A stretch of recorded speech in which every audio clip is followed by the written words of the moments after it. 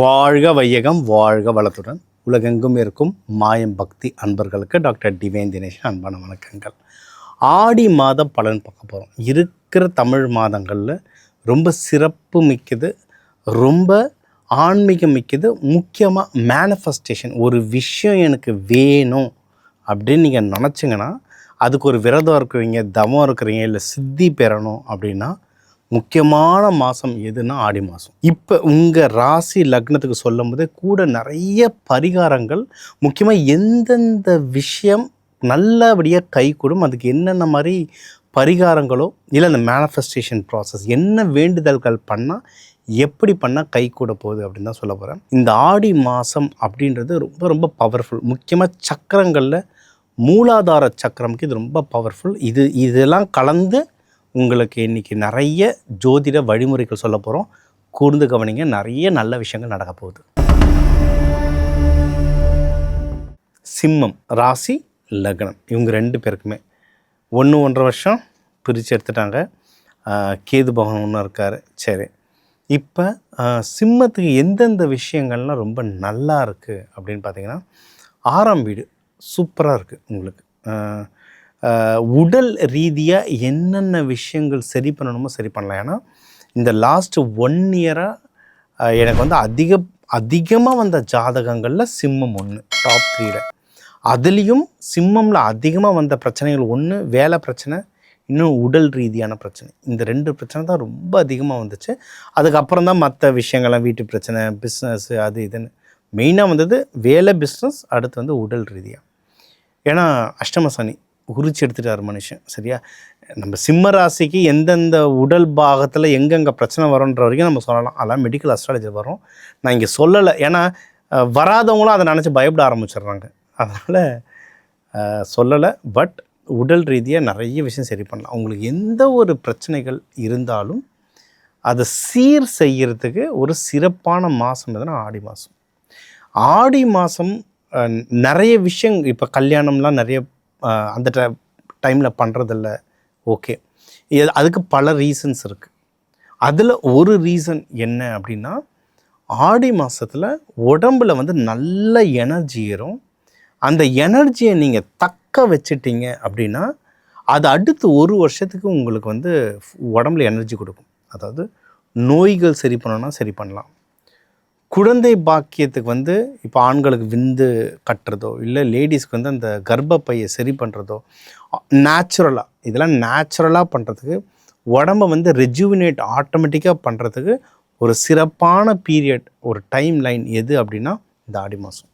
அதுக்காக தான் எதுவும் பண்ணாமல் ஆண்டவனையே வழிபாடு பண்ணு அப்படின்னு சொல்கிறது. ஏன்னா உடம்புல வந்து உங்களுக்கு அந்த ஸ்ட்ராங்னஸ் கொடுக்கும்.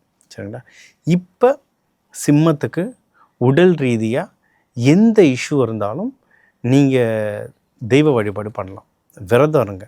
நேச்சுரலாகவே சிம்மத்துக்கு வந்து எல்லோ கலர், ஆரஞ்சு கலர்லாம் சூப்பராக வேலை செய்யும். எல்லோ கலர் ட்ரெஸ்ஸு போடுங்க நிறைய. ஏன்னா நான் சிம்மத்துக்கு ரெட்டும் போடலாம், ஏற்கனவே நம்மளுக்கு 1008 டென்ஷன், ரெட்டு போடும்போது இன்னும் கொஞ்சம் பூஸ்டப் ஆகும். அதனால் எல்லோ கலர் ட்ரெஸ்ஸு போடுறது வந்து சிம்மத்துக்கு வந்து ரொம்ப ரொம்ப நல்லது.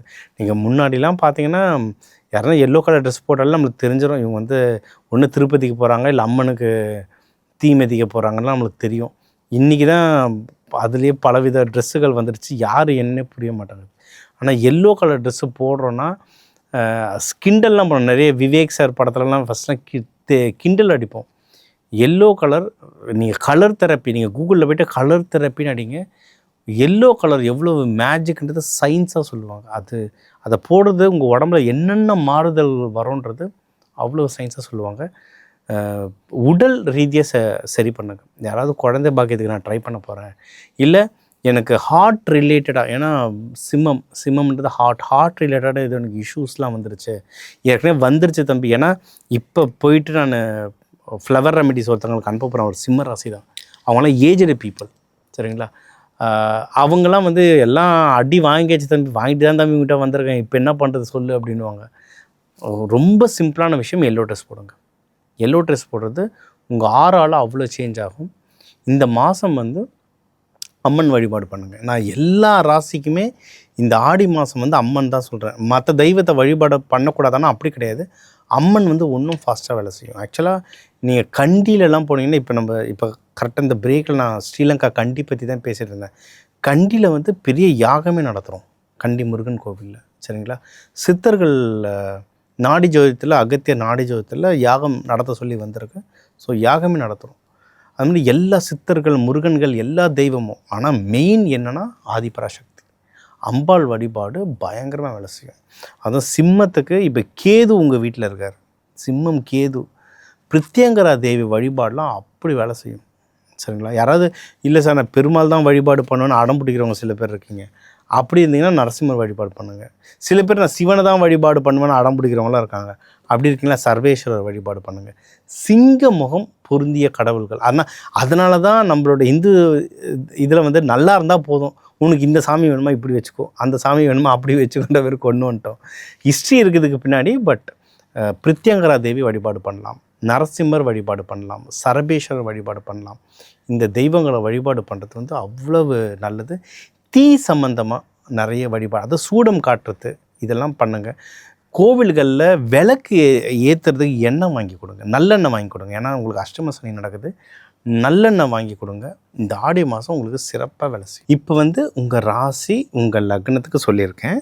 இது வந்து மாத பலன்கள் தாண்டி இந்த ஆடி மாதத்தில் நிறைய விஷயங்கள் நம்மளுக்கு நடக்குது. ஏன்னா ஒன்று ஆடி மாதன்றதே சிறப்பு. சரிங்களா? இன்னொன்று இதே ஆடி மாதத்தில் தான் சனி வக்ர பயிற்சிகள் நடந்திருக்கு. சரிங்களா? அதனால் நிறைய முக்கியமான விஷயங்கள் நடக்கும். நான் இது எல்லாமே கலந்து தான் சொல்லியிருக்கேன். இதிலேயே நான் நிறைய சில ராசிகளுக்கு வந்து இதில் மலர் மருத்துவம் கலந்துருக்கேன்.